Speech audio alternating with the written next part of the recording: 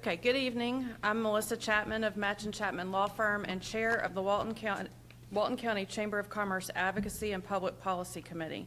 We're pleased to host this political candidate forum tonight, allowing the citizens of Loganville to hear from the 8 candidates seeking election for 3 open seats in the upcoming November election. Thank you to the City of Loganville for allowing us to host the forum here tonight. I am a resident of Walton County, but I do not vote in this city election. I want to direct your attention to our timekeeper tonight, staff member Abigail Johnson with the Walton County Chamber. When you have 30 seconds left, she will hold up a 30 sign for your 30-second warning. When you have 10 seconds left, she will hold up a 10 sign for your 10-second warning. When your time is up, she will hold up a stop sign. At that time, please finish your sentence and your time will end. Our format tonight, each candidate will have a 3-minute introduction. Following all introductions, we will ask the candidates pre-submitted questions. Each candidate will have 1 minute to answer each question. We will rotate the order of who answers the question first each time. Following the questions, each candidate will have a 2-minute closing, which can also be used for rebuttal if needed from another candidate's answer to the question or questions. The closing remarks will be in reverse order of our opening remarks. The candidates are Bill Ball, the incumbent, Keith Colquitt, Spring Crowder, Lisa Newberry, Adam Shanks, Kathy Swanson, Bill Williams, and Patty Wolf. Everybody ready? Okay, Mr. Duvall, you can begin your 3-minute introduction. Thank you. I want to thank Terry and Melissa and the Walton Chamber of Commerce for what you do for Walton County and also for hosting this event every year, every election. My name is Bill Duvall. I've had the honor of serving the city and working on city council for the last 3.5 years. 2 months after I was sworn into office, things kind of shut down, with COVID. And it's taken a while to get things rolling again. I feel like we have gotten things rolling. And I think with things moving now, I look forward to what we can do with our city. While on council, I've had the opportunity to serve as the utility and transportation chair. Public works, things like water, sewer, and transportation are all very necessary for our community. And I appreciate the hard work and dedication of the men and women that work in these departments. It's also very special to me because I continue my career as a civil and structural engineer, which I've done for over 30 years. I primarily design bridges, and so I have a good understanding of what roads are and transportation. More so than just roads end up at the ends of my bridges. Many of you are aware that I've had a long career with state government. I worked for the Georgia DOT. I worked in both the engineering and operations divisions with the department. And I look back on when I was a young engineer working in bridge maintenance and operations. And what I found interesting was how agencies could work together to solve problems. Sometimes they were big problems. Sometimes they were hurricanes, floods, fires, other things like that. Other times it's just what I did. I was a bridge engineer and I would work with local governments to help rehab a bridge or to decide to replace it or whatever was necessary. But working with the city has been a great passion. It's great to see how the city can work with Walton and Gwinnett counties. As a community, we all benefit when the agencies work together. I look forward to working, to continue to work and do better for our community. I'll yield my time. Thank you, Mr. Duvall. Mr. Colquitt. Hi, good evening. Thanks for coming out, folks. I appreciate y'all taking the time to come out and listen and give us your time and get to meet each and every one of you. As mentioned, my name is Keith Colquitt. I'm a 22-year resident here in Loganville. My background is supervisory and management positions. I've been in those type positions since the age of 19. I started in the shoe business back in the day and got into management with that company, and I've stayed in management and supervision positions throughout my whole career. I've got 18 years in government work.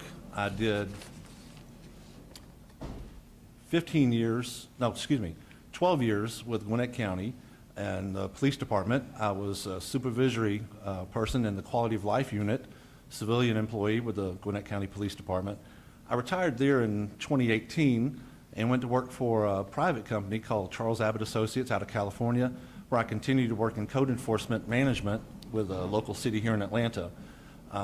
With my background in planning and zoning and ordinances and things like that, I kind of feel that I'm qualified to sit in a seat here on the council to give a nice, clean, and new vision to some of the ideas that are coming up, and look forward to working with the council and putting these actions into play.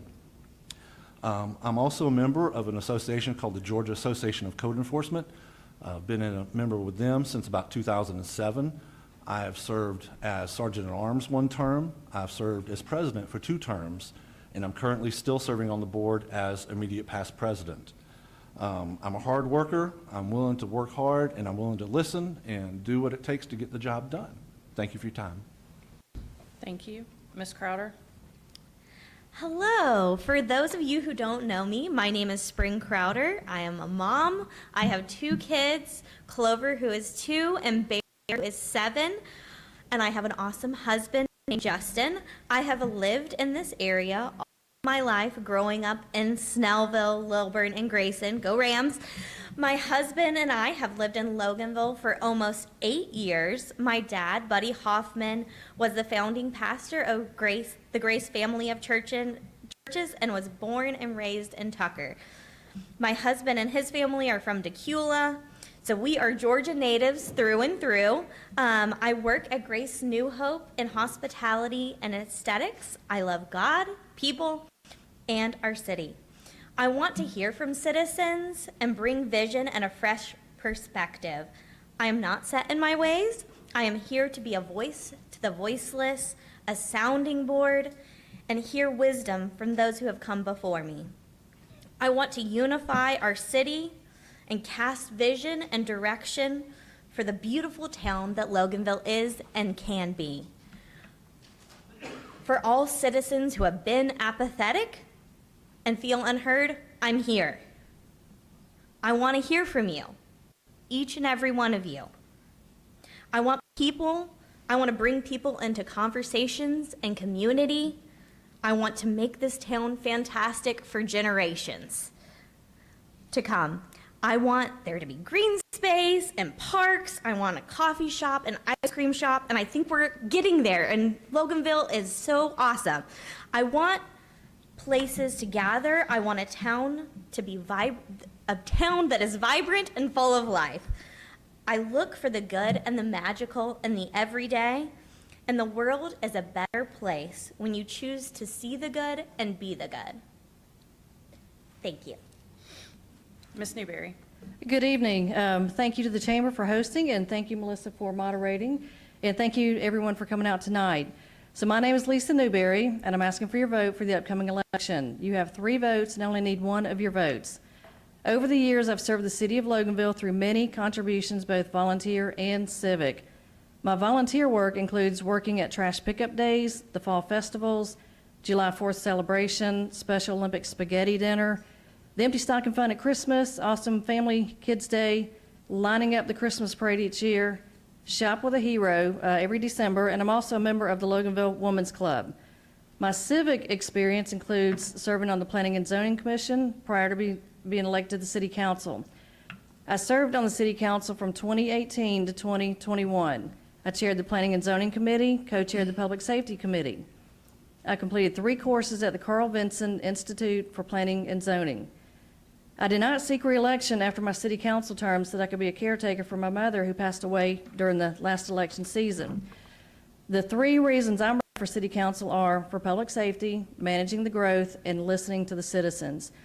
I'm proud of the work that our police and fire departments do, including keeping us safe, lowering our homeowners insurance with the ISO 2 rating, and response times of less than 4 minutes.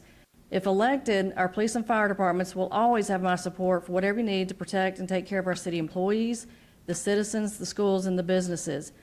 I hear it loud and clear from our citizens about growth. If elected, I work for the voters. I do not work for developers.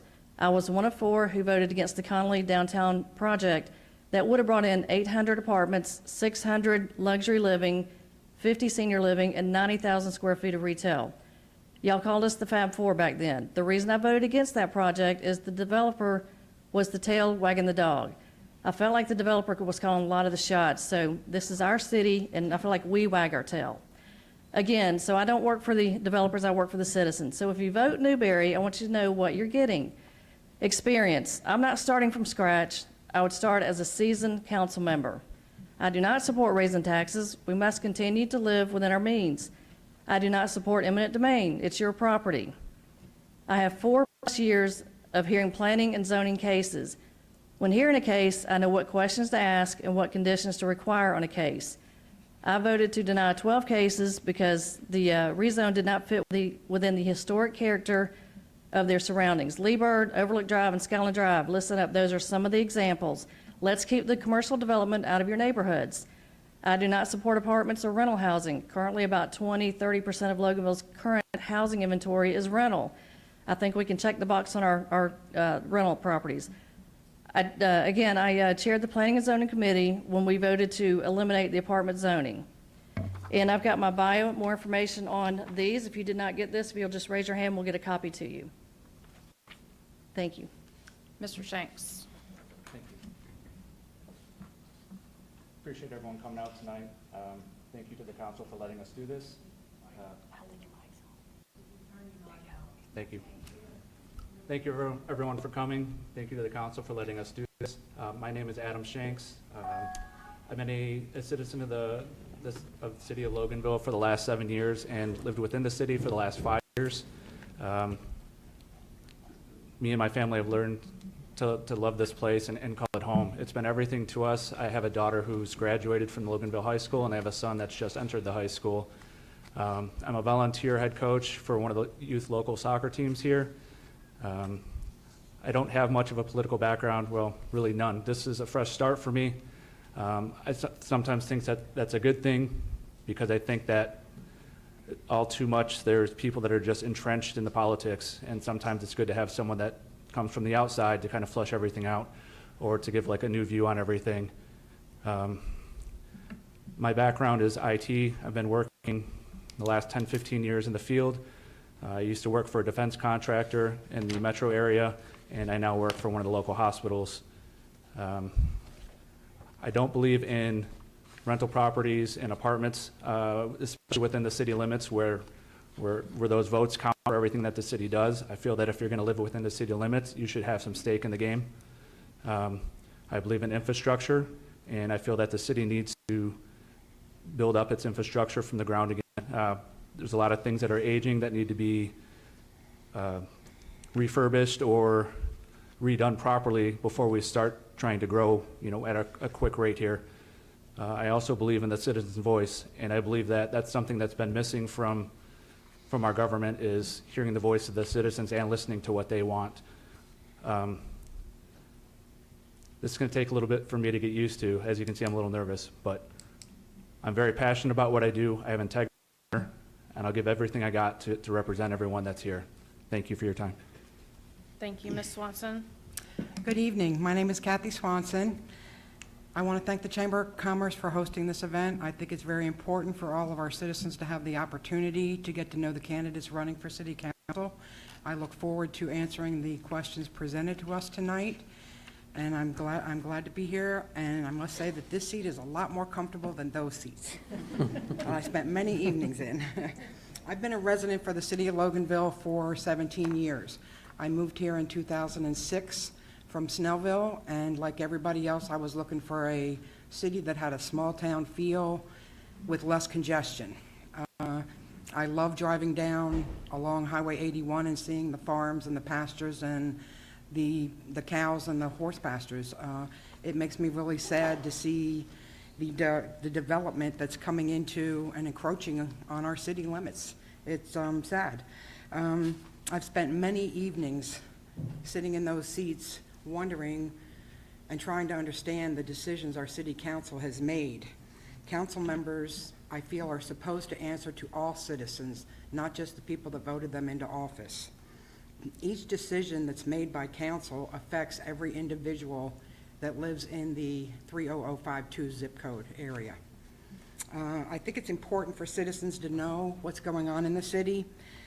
One of my top priorities will be to work with council and citizens to create a city that we all enjoy, we all want to live in, and we can all do things within the city limits. A great place to start is to limit the number of high-density dwellings being built. I believe we need to modify our ordinances and create architectural standards to discourage developers from building high-density dwellings and yet encourage them to build projects that enhance our city and make our city a great place to live that everybody wants to live in. Again, with that, rezoning goes hand in hand with density. I think we need to adhere to the land use map. We need to make decisions that take into consideration the long-term effects that rezoning has on the surrounding communities. Our city is much more than just Main Street, which is what everybody seems to be focused on right now. I've studied the $24,000 Sizemore plan. What stands out is that everybody is concerned with new library, new houses, new city hall, new retails. Nobody is talking about the business owners that are on Main Street now. I feel like we need to support them and strive to make them profitable and viable, and in turn, that will turn into new businesses coming into town, slow growth. Thank you for your time. Mr. Williams. Hello, my name is Bill Williams. I'd like to thank the Chamber of Commerce for having this event. I'm a 5-year resident of the city of Loganville. I've been on the Planning and Zoning Commission for 1 year. My current position is with the Georgia Department of Transportation and Traffic Safety. Currently, I handle all the crash reports that come into the state of Georgia, over 450,000. So I know the effects of all the traffic that happens here in the city of Loganville.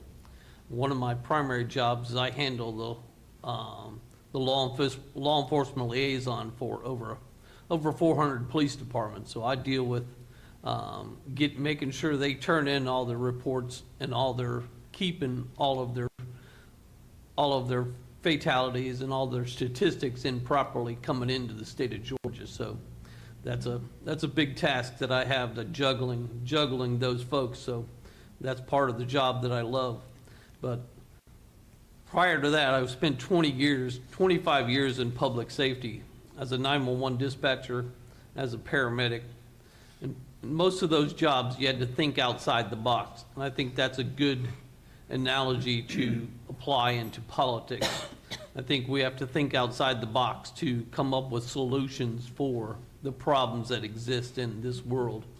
So I think that works well, in coalition with politics, is to think outside the box for solutions that work well with politics. So prior to that, I was in the U.S. Air Force, so I'm very proud of that. And I'd like to work hard for the citizens of Loganville and come up with solutions that will help our traffic situation, help our growth, help our Main Street, and keep the city of Loganville moving forward. Thank you. Thank you. Ms. Wolf. My name is Patty Wolf. I'm sitting here tonight because of you. You are the greatest asset this city has. You deserve a voice. It's your city, your money, and council works for you. I believe in controlled growth, architectural standards, and financial responsibility.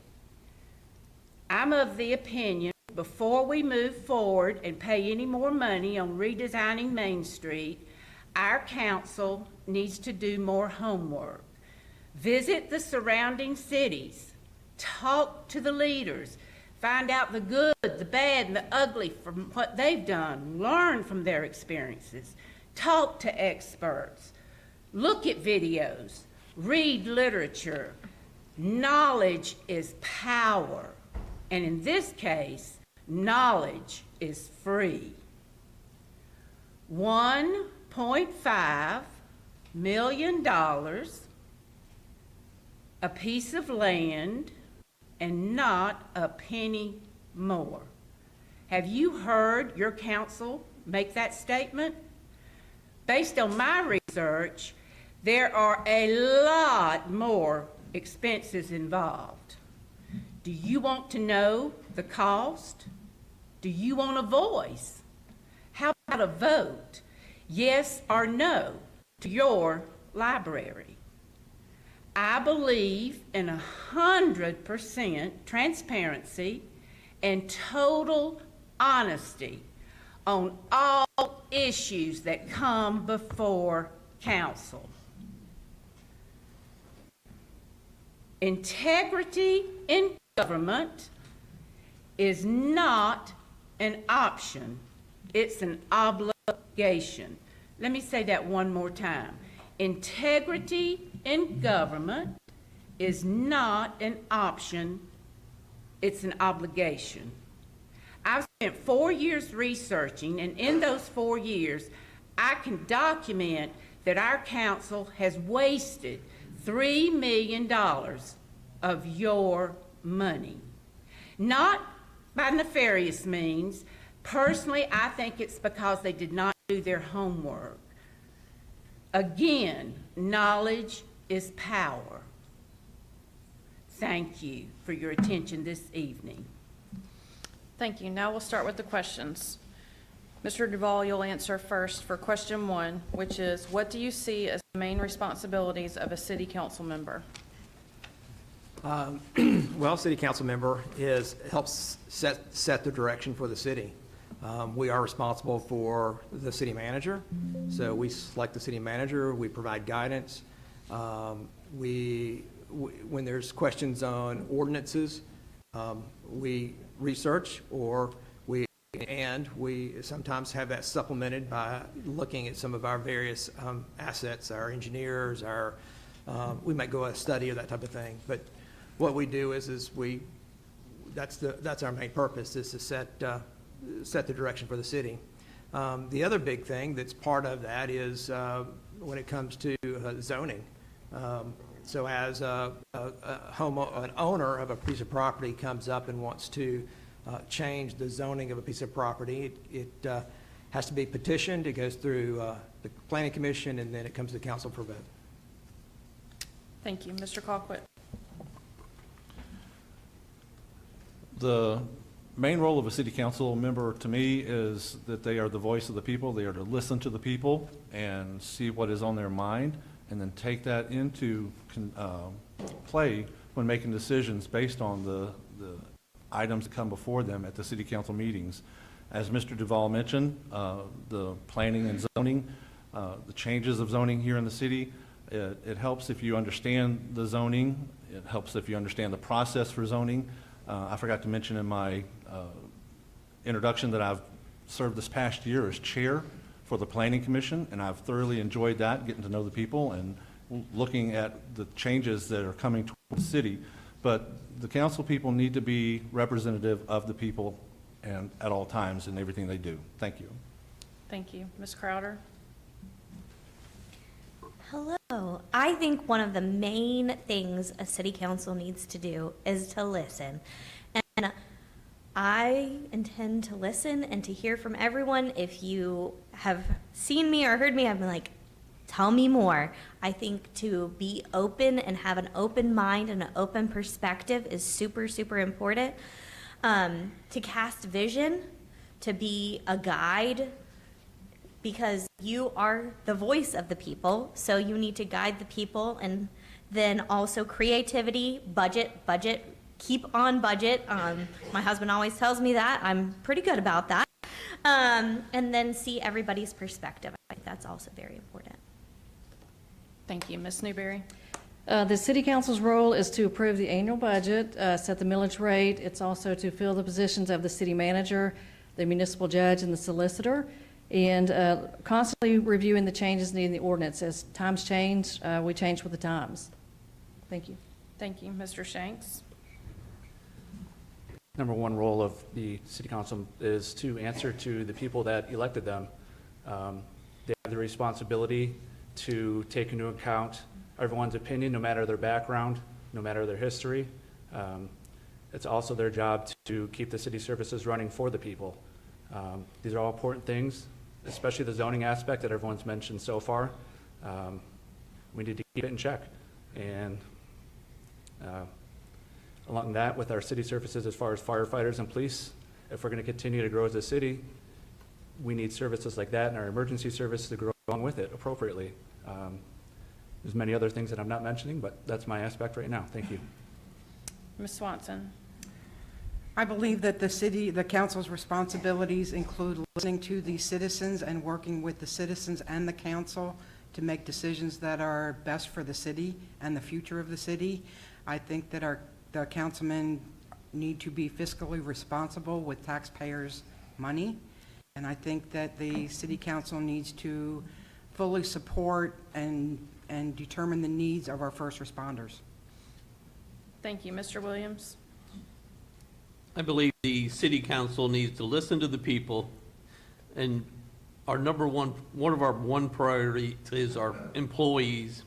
Currently, with the job market, the employees can go just about anywhere, so we need to make sure our employees' pay is well within line of everyone else around us, and the benefits, and especially with the first responders and the utility workers. When we have an incident, we call 911, we need to make sure we have the appropriate people to be able to respond and care for our needs as needed. Thank you. Ms. Wolf?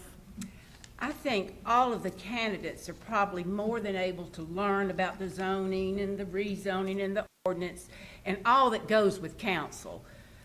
I think an individual comes to the position knowing it's going to be hard work. It's going to be a lot of homework. You have to know your issues before you vote. Having a citizen tell you what the facts are after you vote is not good. That's probably, for me, the most important thing I think a council person would need. The willingness to work hard and do their homework on every issue. Thank you. The second question, Mr. Colquitt, you will go first. And the question is, do you support the building of a new library for Loganville? Why or why not? All right, I do support the new library. The reason being is that the location that it's at now is in a very dangerous place. It's an old building. This to me would be a big start for the redevelopment of the downtown area, placing it downtown on Main Street. It would be a good place to bring the children. It'd be a good place to bring the families. We can start that little walkability type area within the city around the library, and just would be a good start in the revitalization of Main Street in my mind. Thank you. Thank you. Ms. Crowder? I do think something needs to be done about the library, and it needs more space. What that looks like exactly, I'm open to suggestions and have some ideas. I'm just joining this conversation, and I want what's best for the community as a whole. When I think of a small town, I think of a library. It's one of those landmark things. I want a town to be a community that cares, and a library is one of those pivotal places and spaces to bring people together. I want there to be space for kids to have story time and for people to come together, and I think that it is something to be celebrated, and it's a wonderful thing. Thank you. Ms. Newberry? Thank you. Yes, I do support the library. The library is pretty much a done deal. I do realize that the city's working through some IGAs, or will be working through IGAs, and a lot of the details are going to be ironed out. We don't know as citizens, we don't know who's going to pay for the infrastructure to connect to the piping from the new place to the outside here on City Hall. But I got to trust our current council that that's going to be addressed in the IGA. I understand there's 4 tracts of land on the existing library. And I also understand there's a revisionary clause that one piece of that land would go back to the family if the city ever sold it. I totally support that. I hear rumors about changing the name of the library. I do not think we need to change the name. It should always be the O'Kelly Memorial Library, just because the lady was nice enough to donate the land to make the library happen. And finally, I would not support raising taxes to pay for a new library. That's definitely a no. Thank you. I want to remind the audience to please keep your talking to a minimum. It's distracting to the candidates. Thank you. Mr. Shanks. In the current state of the city and our finances, from what I can see as a citizen, I do not support the building of a new library at this time, considering that the current library has been neglected for so long. If the current one's been neglected the way that it has, what makes us think that they're going to take care of the new one in a different manner? Just because you put a new coat on something doesn't mean it's going to be treated any different by the person that's wearing it. I think that it's very possible that we could do renovations to the existing library. I do agree that it needs to be renovated. What that looks like at this time, I don't know. I have to look and see what the finances are for us to be able to do stuff like that. Being on the outside, I don't know at this time as far as what's available to us. But I know that it's outdated in its current state, and I've been to other places. The place that I used to previously live, this library is way outdated compared to what we have now, so I do agree that something needs to be done. Thank you. Ms. Swanson. I am against a new library. I think that we have a perfectly good library. It definitely needs to be remodeled and with a new facelift. I've been there several times this summer with my granddaughter, and there was a lot of kids in there, but the library handled it with no problem. I think we could update the media center within it, but I had no problems getting in and out of the parking lot. I think that we don't know enough about the finances for a new library. And my question is, would you buy a house that you didn't know what it was going to look like or what it was going to cost? I wouldn't. Thank you. Mr. Williams. Yes, I 100% support a new library. I believe it'll help create a pedestrian-friendly area in our downtown and hopefully continue the new growth and new businesses in our downtown area. Thank you. Thank you. Ms. Wolf. Since 21, I think it's been that far since we started discussing the library. My position today is the same as it was then. I'm not a pro or con person on the library. I'm a truth, honesty, and transparency girl. All I want at this point is for the citizens to have a voice. It is their decision and should be their decision on whether or not we have a new library. Thank you. Mr. Duval. Yes, I support a new library. I'm looking forward to the opportunity. It brings an opportunity to the city. So you got to look at a library it's for a community. It's not just for kids. It's for people of all ages. There's lots of different opportunities there as far as not just books, but media, that type of thing. And so I think it's going to be the seed that starts this downtown to grow. And I think that as far as taxes go, you know, we had contributions from the city, from the county, and a huge contribution from the state, and I really appreciate all the support. Thank you. The third question, Ms. Crowder, you will go first. And the question is, what do you see as the main roadblocks to the redevelopment of Main Street?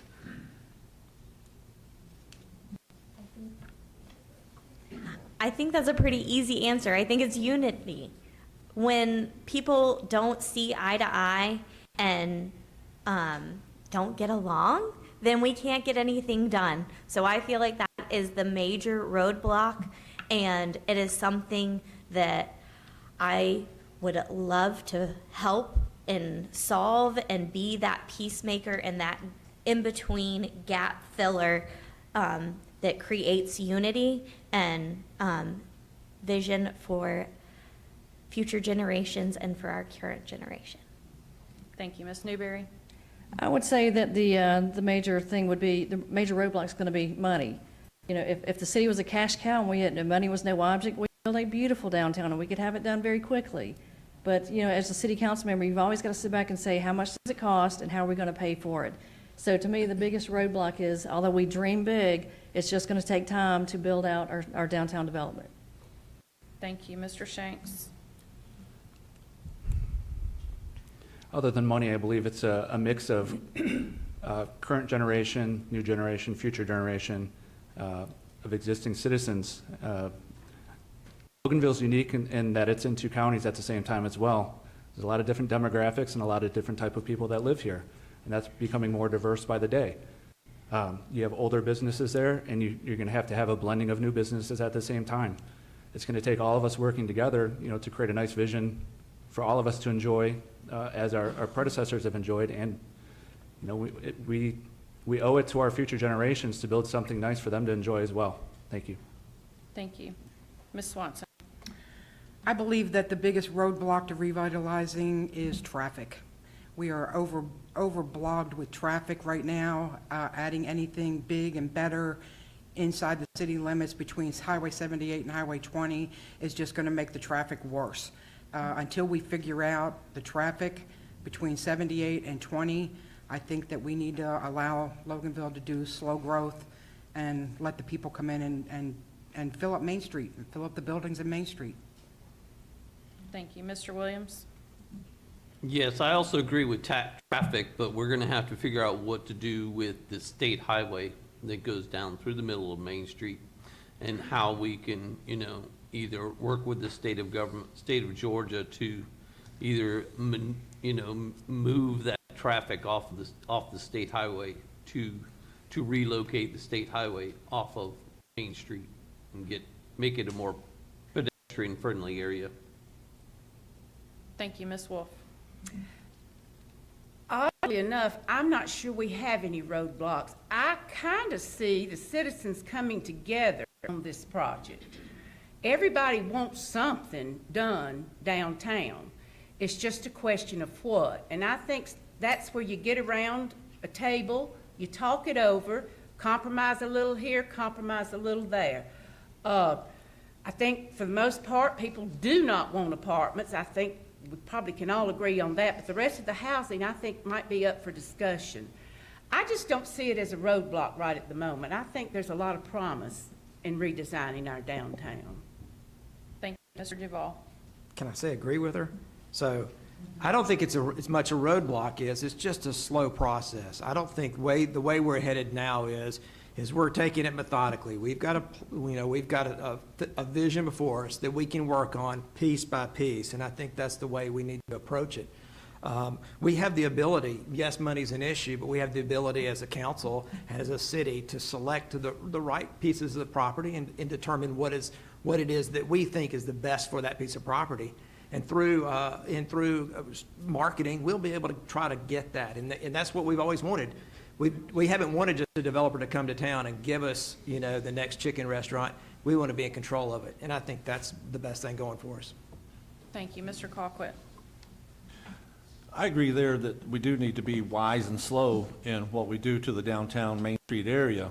What we need to do is, like Mr. Duval mentioned, is market it to the businesses that want to come into the area, sell it to them so that they're willing to come in, put their business here, put some money into facelift of the buildings that are here that, like I said, I've been here 22 years and some of these buildings have been vacant on and off that whole time. So we need to get a good plan in play, and I think the current city council has started working with that, working with the Sizemore group and putting some great plans together. And like I said, just kind of start piecemealing it and put it all together, but do it right. Thank you. The fourth question, Ms. Newberry, you'll go first. The question is, what do you see as the biggest issue for Loganville residents, and how would you go about addressing that issue? Thank you. I think the biggest issues that we face are going to be public safety and managing our growth. It takes a lot of money to fund our city, and it takes a lot of resources to operate the city. So as we grow, our public safety is going to need more resources. Managing growth, how do you do this? In my opinion, it's through planning and development. We all know we can't stop progress. We can't build a moat around the city and keep everybody out. The growth is coming. So let's focus on the controllables. Let's look at the land use map and look what land's available and decide how we want to use it. When I was on council, we eliminated the zoning that allowed for a new apartment. So as of now, the city doesn't accept new apartment buildings. Let's market the builders who build larger homes or maybe build active adult living development. So let's look at adopting a standard of building so that our commercial areas look more uniform. But let's put a focus on what we can control through planning and development to manage the growth going forward. Thank you. Thank you. Mr. Shanks? Traffic, public safety, green space, and things for the young children to do around this area, which will help with public safety. Traffic, that's something, sorry, my microphone was off. Traffic, Obviously, we have a mix of different types of roads here, so we're going to have to work with the different entities to try to make something over time work with that. I believe there's already a lot being done, and it's just a slow process. Public safety, as the city grows, we're going to have to expand city services at the same time. The fire stations, the police department, the emergency service, they're all going to have to grow the same. Be more appropriate if those things were taken care of before the city grew, so that it's already in place once the city has a sizable population. Green space, I don't think there's enough of it for everyone to use. We complain all the time that our kids are inside too much, playing video games, doing this and that. There needs to be more stuff outside for everyone to do. Creating more space like that for kids to do and adults to have, I believe that, public crime, things like that will go down because people aren't as bored. Thank you. Ms. Swanson. I agree that we need, that a lot of the citizens are complaining about traffic constantly. They complain about, I hear a lot of complaints about green space for things to do. The average home turnover rate is every 7 years for people to move in, so we're getting a lot of younger people in with kids, and they want places to do things. They want their city to have activities, planned activities that they can go to. We have the biggest green space of any town in the area behind our city hall, and I would like to see food truck Fridays. I would like to see a farmer's market once a month, once a week in the summers. We can do that. We've got the space to do it, and I think that's what we should concentrate on. Mr. Williams. I would like to look at traffic flow and using some of our secondary avenues. I know there's been some talk and some studies about getting some of the traffic off of 78 and using some of the, some studies about, looking at some ways to get some flow off of, 78 through some traffic, through some secondary roadways behind Walmart and those kind of things to make some flow to be able to get some of that traffic off 78 and help some of the flow, to be able to flow more easily throughout some of the side streets. Thank you. Thank you. Ms. Wolf. I think traffic, obviously, is the number one thing, but we are bound by GDOT's likes and dislikes. So there's not a lot we can do about that. Controlled growth, controlled growth, controlled growth. Hear it all the time. The city has two ways to get revenue to operate this city, from growth and from property taxes. Those two factors need to be considered in every decision council makes relative to zoning, rezoning, writing ordinances, that sort of thing. I think that's how we're going to have to control growth ultimately, because we cannot deny somebody from renting. That's illegal. So we've got to control it through ordinances or something along those lines. And I see that as a major problem right now. Mr. Duval. Sure. Just to piggyback on what she said was, growth is a double-edged sword. It's going to happen. We've got to continue to have 44% growth with people every year, but also, where's the growth in the commercial end? And if we don't have some growth in the commercial end, those are lost revenues that we're not receiving, and then not, that we have to account for in our property tax. But for me, getting around is the traffic is, to me, the biggest issue that we face, and we've certainly worked on that. We've worked on, we're going to be paving more roads this year. We've looked at solutions to tie into other roadways, and we're looking at turn lanes here and there. And then, of course, the big issue is anything that's big and involves GDOT or anything. It's just lots of money and not enough time. Thank you. Mr. Colquitt. I would say that it's going to be keeping the infrastructure working properly and correctly for the citizens here with all the growth that we're talking about coming into the area. We have an aging infrastructure system here that needs to be worked on, needs to be updated, needs to be kept running well. And I think that if we can do that and keep the citizens without having interruption, that would be a big thing. Thank you. Ms. Crowder. I think that building community and making places that we can gather as a community, when we get together and we see people for who they are, and have value in the people that you see, that we can come and we can get together. The other thing that I think is with traffic, when there's businesses in the area, you know, the only way that I go differently home is if I'm picking up or doing something else. So I think the more businesses that we can bring and the more we can get together, we can solve some of these problems in a very unifying way. Thank you. Mr. Shanks, you'll answer the next question first. And the question is, what is most important for our city right now, building new homes and commercial space or rehabbing and better utilizing existing homes and storefronts? It's a tricky question. I believe it's a little bit of both. I mean, building new home and commercial space is needed. I mean, you have to keep bringing in, you got to feed the machine in order to keep the infrastructure going. But at the same time, there are so many spaces that we could rehab or renovate and make use of properly. I mean, we have a lot of history here, and I know that's a big issue with a lot of the citizens, and it's been talked about over and over again, is why don't we use the things that we have already? Why can't we better what we have? You know, improve the existing infrastructure instead of building new infrastructure. Utilize what we already have instead of building new all the time. I do agree there is a need for some new things, but I do believe in keeping things that we have already and making them better. Ms. Swanson. I think it's a combination of both. I believe that we've had over 2,000 rental units come up outside of the actual city limits in the past 2 years, and I don't want to see any apartments or townhouses in the downtown district. But I think that slow growth is the answer here. I want to see our Main Street occupied with new businesses, new owners. I think that will in turn spur the interest in other entrepreneurs from coming into downtown and creating businesses. But I would like to see slow growth. Mr. Williams. I would like to see more of the commercial side. Currently, I think we're kind of handicapping some of our small businesses by not allowing them to advertise, or by placing flags and advertising, be able to place banners and those kind of things to be able to show their business, to showcase their businesses.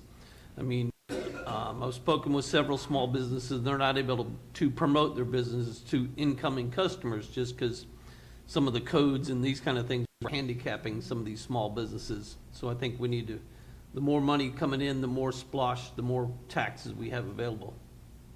Thank you. Ms. Wolf. I think we need both. Without growth, we're a dead city, and we're also going to be paying a whole lot more property taxes. So you got to have some growth. I'm thrilled to see what's going on downtown now in the older section. It's organic growth, and I think that's a beautiful thing, because I walk down there now and I see these shop owners taking pride in their businesses. We've even got a councilman sitting back there in the back of the room that's bought a building, and he's going to have a rooftop restaurant. I think that will be probably what starts a whole new surge of businesses in the downtown area. So commercial, yes, I think everybody wants some good restaurants and some shopping and some retail. I would love to see that come to the city. But I also think organic growth is a wonderful thing. Mr. Duval. So I think it is a mixture of both. I wouldn't want to prohibit new growth from coming to town, because I think new growth is what's is a benefit to us, especially when it comes to some of the commercial aspects that we've looked for years that we'd like to come. But seeing buildings rehabbed, that's phenomenal. I don't know how long the old Ingalls was vacant before Goodwill came in, but it's being utilized now, and that's a great thing. Mr. Colquitt. I see people still wanting to move out to Loganville and make Loganville home. So if we're going to have that residential growth, we're going to have commercial to go with it to provide those needs that those people are going to have. We don't want our citizens to have to drive to Monroe or to Snellville or to Grayson. I think if we can have both grow but do it wisely, then we can provide those needs that the people are looking for. Ms. Crowder. Yes, I think it's a yes and. I think we need to work in phases, and we have smart growth and controlled growth. I renovated our home and we gutted it, and I think it's better for it. So I believe in renovation and making old things new and bringing old to life. But I think part of that is the buy-in and the ownership, that when you buy something and when you have that ownership, then that will enable people to make it their own. Also, I think tax disbursement is a very wonderful thing. So new businesses, more taxes, more tax disbursement. I think both of those things are a great thing.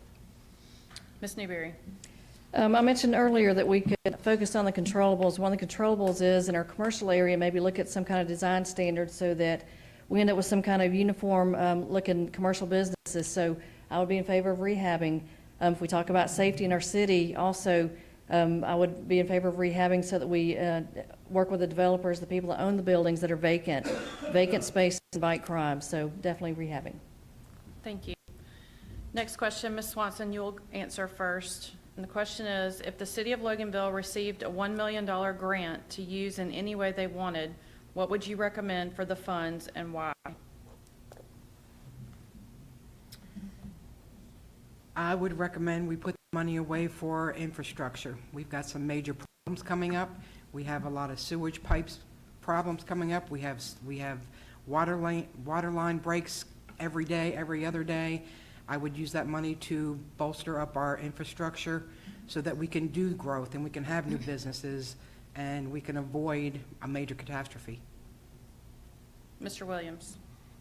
I also agree with that. As 100% is infrastructure. It needs to be, I mean, we have some aging infrastructure in our Main Street area that needs to be worked on and replaced in order for us to have more growth downtown. I know our sewer lines and our water lines and our Main Street district are aging rapidly, and I guess they were built in the early years of Loganville and need to be replaced sooner than later.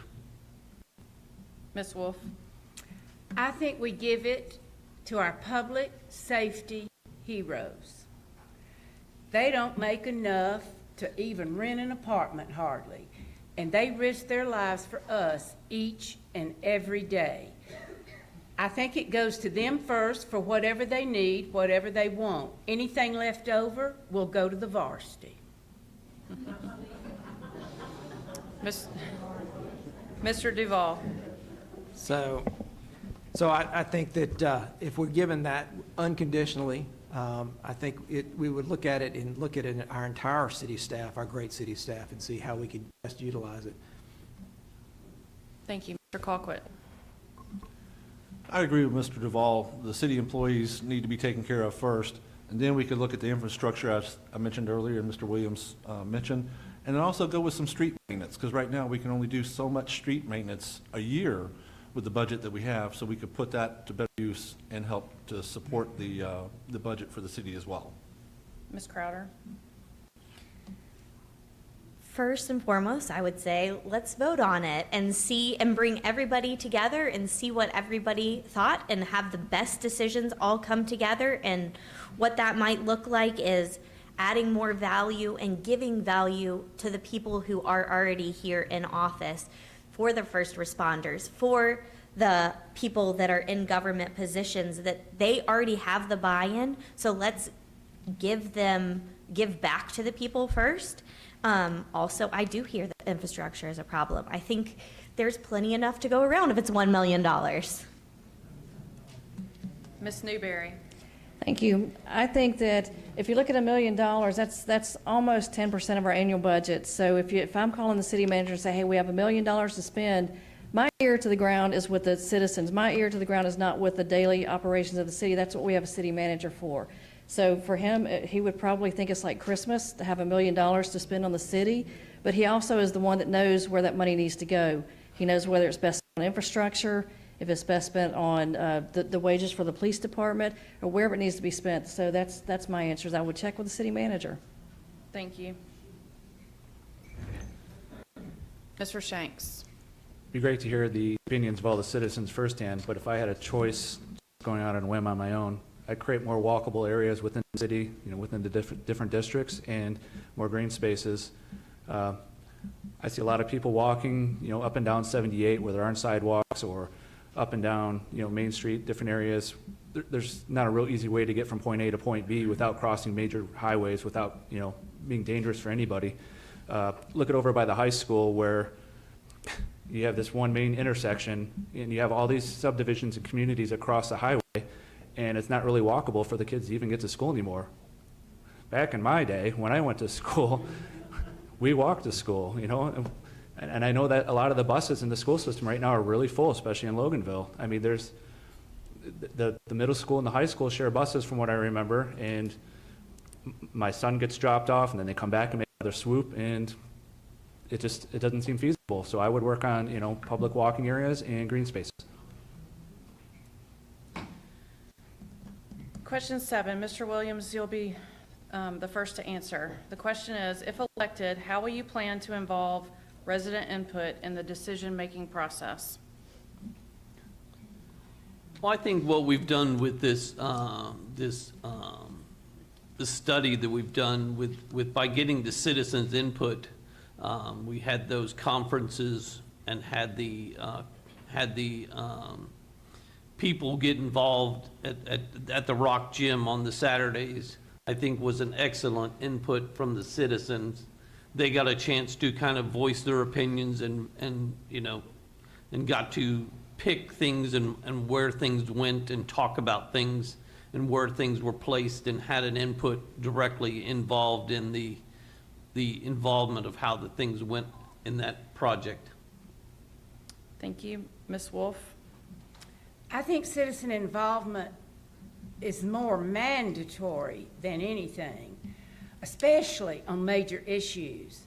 I think we need always a citizen advisory committee made up of diverse individuals, because it's through diverse opinions we come up with the best idea. So I am 100% for citizen involvement, even a vote if necessary on these major issues, like, say, for example, the new library. I actually would lean towards citizens being more involved than leadership in probably most instances, because they are the ones that are going to have to pay for whatever we decide. So I give them the final word. Mr. Duval? Sure, thank you. So certainly, as a council member, we're always reachable. We're all reachable by email, by phone, but also, we have work sessions and council meetings every month. In addition, we have retreats, and we have other public meetings, special called meetings, and that's a way to reach out to us. But also, when we've done these large studies, we've involved firms that have put together events for public engagement, and it's not just them there. We're there, and we're there to answer questions, and always available. Thank you. Mr. Colquitt? I would like to promote more citizen involvement at the council meetings, as Mr. Duval just mentioned. On the first Monday before the actual council meeting, there's a work session. At the end of those work sessions, there's given time for the citizens to give a voice. So I would love to see a room this full at one of those work sessions and have the citizens put their voice in at that time.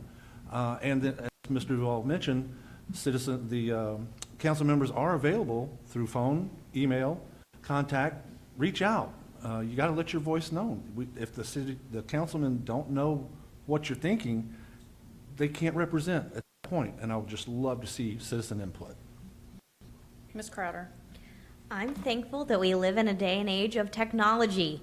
And with that technology, there's a lot that can happen. And I think it is underutilized, and I think that there's a whole lot more that can be done.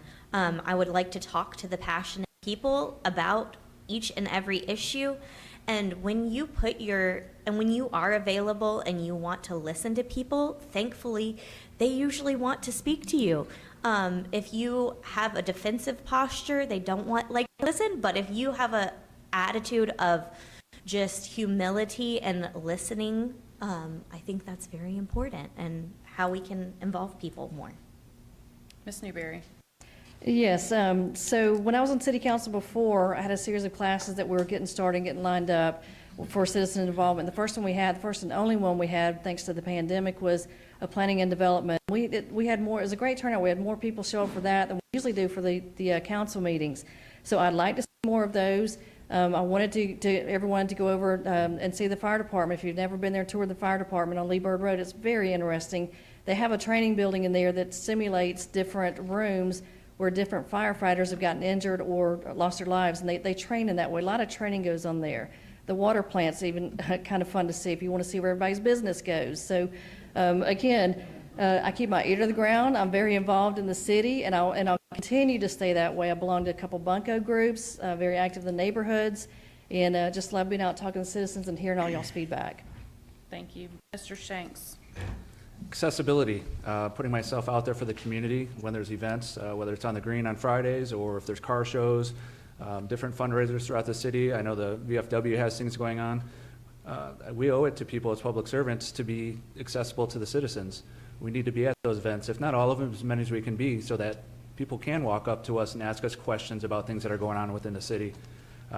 Technology is a great thing, but I believe face-to-face contact and talking to people, the old way is the best thing for me. Thank you. Ms. Swanson.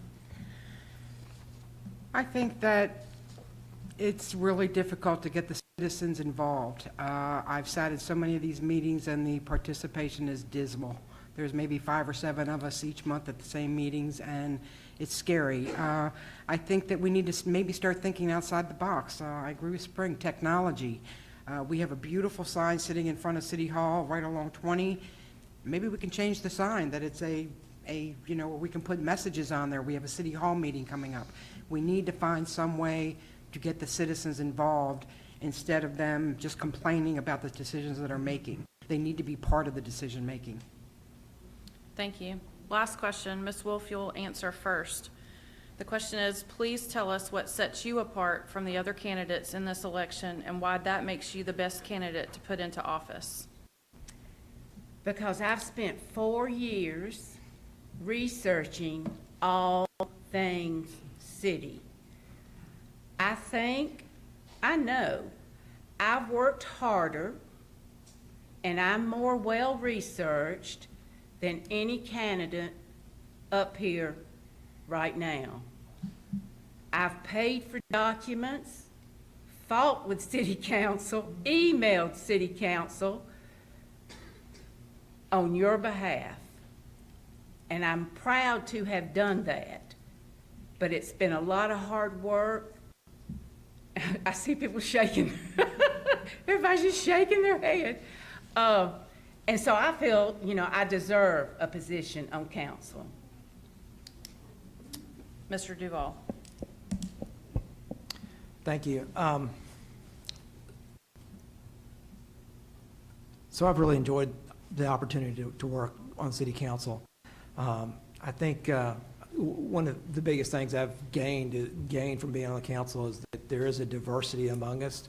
We each have our own talents, and it takes a collection of talents in order to effectively lead the city. And I feel like that's a resource that I bring. Certainly, I feel like I came to the city council, and we've worked real hard the last couple of years to be transparent, to have open meetings, to share what we're thinking about and what we're talking about right here in this chamber. And that's when we've made decisions right here in this chamber. Thank you. Mr. Colquitt. What sets me apart, I think, is my background in government work, my 18-plus years in 2 jurisdictions. I have an understanding of how it works. Not only that, but the year that I've served as the chairman of the Planning Commission here in the city is giving me a chance to see inside some things that are going on. And I think most of all, my participation in the council meetings, just sitting there listening and watching, back when Dan Curry was mayor, Ray Martinez was mayor, getting involved in those things and starting to listen and see what's going on and see how things were put together by the commissioners that were sitting then, and just taking that and using my experience to add to it. Ms. Crowder. I definitely have a new perspective and a different perspective, and I bring a lot of creativity, and I think that that is a necessary component. There's finances, there's zoning, there's all these things, and each person brings their unique perspective to the table, and I think I definitely bring some creativity. Also, peacemaking. I think that I can talk to anybody and gain perspective and understanding. Each person I walk away with meeting, I'm like, that was good. Let's bring that to the table. And I learn, and I'm quick on my feet. Thank you. Ms. Newberry? I'm sorry, would you repeat the question again, please? Yes, please tell us what sets you apart from the other candidates in this election and why that makes you the best candidate to put into office. Okay, I think I would say experience, because experience matters, because it does matter. And I said earlier, I'm not starting from scratch. I've got 4 years into this, and if you want, there's a saying that I like to say, it's calm seas didn't make for a skilled sailor. So I just want to make sure you know that if you're getting me, you're getting experience, and I start day one as a seasoned council member. Thank you. Mr. Shanks? A fresh, new outside view. I don't have any involvement in politics at this point, and I can feel the frustrations from the citizens, as I've been one since I've been here, right? We all have. I have integrity, honesty. I have a passion like no other. I love my country. And I think that Loganville, at this time, is going through a state of transition. We have the older generation, and we have the younger generation, and we have the upcoming generation. And I think we need a voice to tie all three of those together, and I think I'm the person for that. Ms. Swanson? I think that my biggest qualification would be the ability to listen. I know how to listen to the citizens. I know how to listen to the council and try and understand what the problems are and make decisions based on what's best for the city and the citizens. I think more important than that is my determination to see things done properly and to see the decisions that are made that will affect all of our citizens are the right decisions. Mr. Williams? I have spent 25 years in public service, and I think my biggest trait is problem solving. I think outside the box. I work with people. I've spent the last month and a half literally knocking on doors all over this city, meeting people, listening to them, and hearing their thoughts and views. And I look forward to representing the citizens. Thank you. Now we'll have our closing remarks. Each of you will have 2 minutes to make closing remarks or rebuttal comments. Ms. Wolf, you will go first. Oh, I was prepared to go last. Let me get my thoughts together. I have chosen to read something that I think is pretty profound. I had a pastor who used to lean over the pulpit and lower his glasses and say, "Are you listening?" I'm going to say that to you. Are you listening? Anytime a voice is kept silent, we should all insist on hearing what they have to say, even if, and especially if, we disagree. Your value does not decrease based on somebody's inability to see your worth. You have a voice. Please use it. I have been speaking truth to power for 4 years on your behalf. I firmly believe that actions always speak louder than words. I'm a hard worker, I'm well-researched, and I need your vote. If you want to see changes in Loganville, I am hoping you will vote for me. I would appreciate it. I will respect your vote. Just remember, the best is at the bottom of the ballot. Thank you. Thank you for coming. Appreciate it. Love to see people get engaged. Thank you. Mr. Williams? Well, thank you very much for everybody for coming and listening. I just ask our number one priority is our employees. Our employees are our public safety employees, our folks that work on our utilities, and they need to be our highest priorities in this city. We need to make sure their salaries are kept up, their benefits are kept up. We need to make sure our tax dollars are used properly to be able to make sure we fund them properly and be able to listen to the citizens. And I hope you vote for me. Thank you. Ms. Swanson. I appreciate everybody spending their time, evenings, coming out and listening to all of us and getting to know us. This city belongs to all of us, and I will always make sure I vote to reflect the voice of the people. I want to wish all of the candidates good luck tonight, good luck in the voting, and I'm glad we're all here. There are 3 city votes, there are 3 city councilman seats open, and I would like to be one of them. Mr. Shanks. It's been an honor to sit here before all of you today and try to give you a little piece of who I am. If you notice, I seem a little bit nervous, this and that. I don't have any notes prepared to write down. I did that on purpose because I wanted to speak from the heart today and give you a true feeling of who I am. The things that I speak about, the answers that I gave you, they're truthful and honest to who I am. Yes, they might not have been the fullest answers that I could have given you, not as a rehearsed prepared answer, but it's what I could give you in a moment's notice when the question was prompted to us. I want to wish all of us luck up here. I really just want what's best for the city. If that includes me, awesome. If not, I hope the city's in good hands. Thank you. Thank you. Ms. Newberry. So public safety, managing growth, and listening to the citizens are my top priorities. I've got a proven track record of supporting a safe city, denying the rezoning cases that don't make sense, and for always listening to citizens. And I said it a few minutes ago, calm seas never made for a skilled sailor. If you're on a boat in the middle of the ocean in a thunderstorm, you're going to want a skilled sailor navigating your boat. So if elected, I will continue to work on bringing the right kind of growth for our city. And if elected, I will continue to be present in the community and listen to your feedback. So again, calm seas never made for a skilled sailor. It's your city's budget, your city's infrastructure, your city's safety, your city's traffic. It's your city council. Experience matters, so please vote for a skilled sailor, and please vote Newberry. Thank you. Thank you. Ms. Crowder.